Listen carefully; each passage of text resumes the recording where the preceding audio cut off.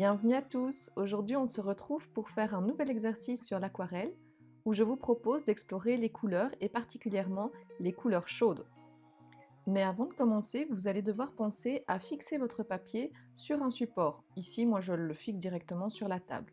Pour fixer votre feuille, vous pouvez soit utiliser du washi tape ou éventuellement du Tesa. Cet exercice va nous demander d'appliquer beaucoup d'eau et donc le papier va être sollicité et va gondoler. Si vous ne l'attachez pas, vous risquez vraiment d'avoir un papier qui sera déformé. Ici, il faudra le décoller une fois et une fois seulement que le travail sera bien sec. Nous avons vu ensemble comment peindre le cercle chromatique, maintenant on va voir comment l'utiliser. Comment retrouver les couleurs chaudes et les couleurs froides? Eh bien c'est très simple, à partir de votre cercle chromatique, tracez une ligne verticale à partir du jaune vers le violet, tout ce qui se trouve du côté bleu, vert et froid, tout ce qui se trouve du côté jaune orangé est de couleur chaude. Je vous propose de créer une composition uniquement à partir des couleurs chaudes. Une composition abstraite, je choisis de faire des cercles, mais prenez la forme qui vous convient le mieux.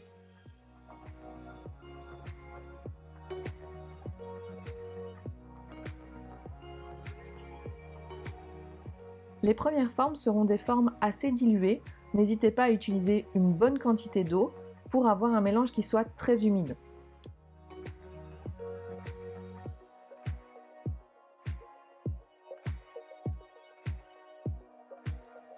Avec une couleur assez différente, je vous propose de venir juste toucher la première forme. Vous allez voir qu'il va y avoir un transfert d'eau et d'humidité entre les formes et les pigments, ce qui va nous donner à ce moment-là des effets particulièrement intéressants.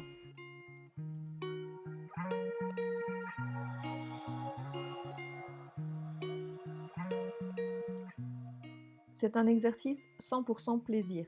Le but du jeu ici, c'est de pouvoir mélanger les couleurs et de voir comment avec l'eau, on peut avoir ces effets de l'aquarelle toujours intéressants, ces auréoles, ces passages de pigments qui vont d'une flaque à une autre.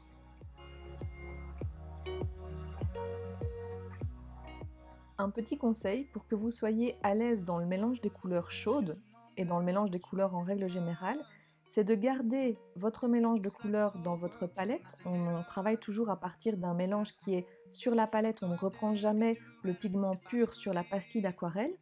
Et à partir de ce mélange, d'essayer de le faire évoluer, donc de le transformer avec une autre couleur ajoutée ou éventuellement en le diluant à l'eau. Comme ça, vous allez non seulement varier les teintes, mais aussi varier les intensités. En ajoutant de l'eau, on dilue le pigment et donc on change la saturation.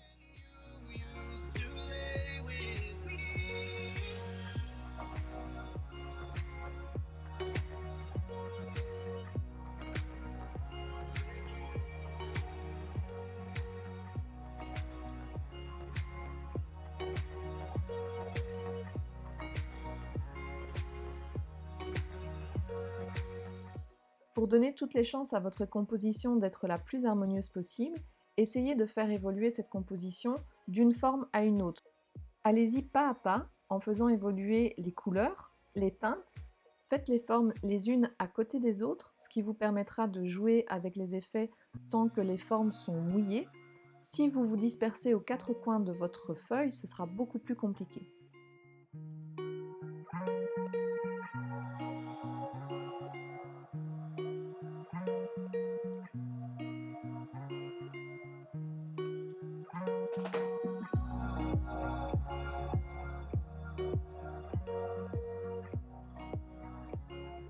Pour la technique de l'aquarelle, retenez ceci, c'est que on va d'abord commencer par travailler une technique qui sera très humide. Elle va nous permettre de placer les masses. Ici, je n'ai pas fait ma composition crayon, on peint directement, donc il faut aller progressivement avec des couleurs qui sont assez diluées. On travaille effectivement la couleur humide sur du papier sec, mais on voit que c'est très humide et on peut venir rajouter sur la partie qui est humide, revenir avec du pigment, donc retravailler cette technique qu'on a vue ensemble, humide sur humide. Il n'y a pas d'interdiction ni de problème à ce niveau-là. Par contre, ensuite, ce qu'on va faire, c'est qu'on va venir travailler vraiment une aquarelle qui sera beaucoup moins humide. Donc là, on va travailler l'humide sur sec. Et rappelez-vous ceci, c'est que Plus on va avancer dans le processus de couleur, plus on va avoir quelque chose qui sera précis. Et si on veut quelque chose de précis, eh bien on va mettre moins d'eau et plus de pigments. Donc les premières formes seront des formes qui seront assez humides, assez floues, assez transparentes. Ensuite, on travaillera quelque chose de beaucoup plus précis.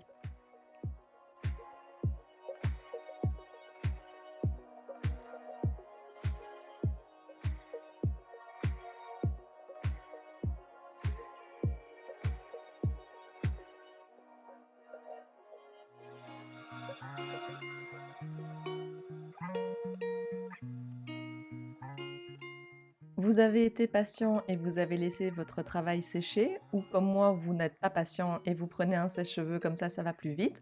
En tout cas, maintenant, votre première étape est sèche. C'est le moment de travailler maintenant en superposition.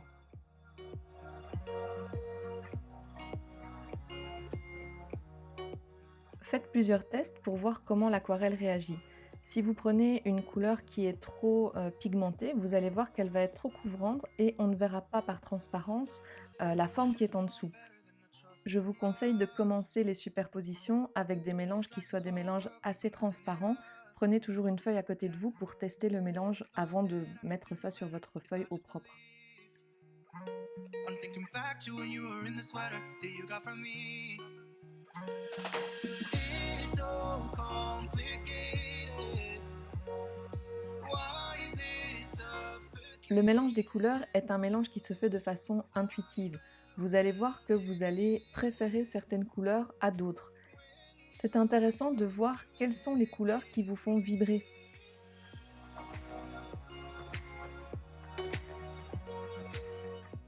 Rien qu'avec les couleurs chaudes, il y a tellement de possibilités à choisir les tons, les teintes, la saturation dans les couleurs que vous choisissez.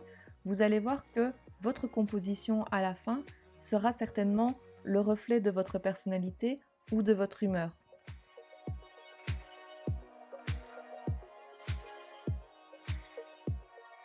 Pour avoir des formes qui sont des formes plus précises et moins humides, j'ai changé de pinceau pour un pinceau plus petit.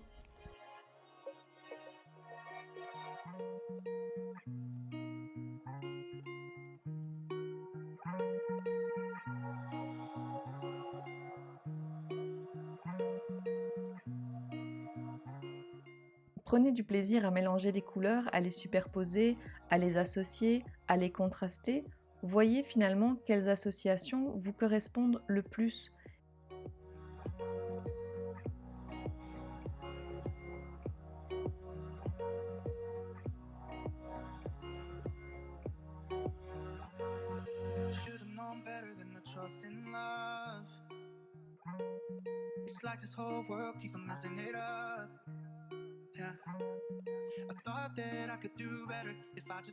Au plus l'exercice avance, au plus vous pouvez tenter des couleurs qui sont des couleurs de plus en plus vives, de plus en plus saturées, pour apporter un petit peu de peps à votre composition.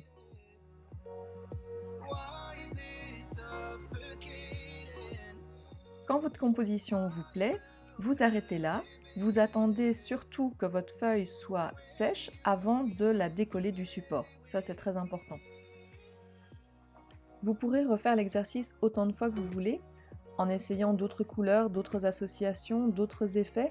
Vous allez voir que c'est en reproduisant finalement ces mêmes gestes que vous allez devenir de plus en plus à l'aise et que les couleurs vont être de plus en plus faciles à élaborer et à mélanger.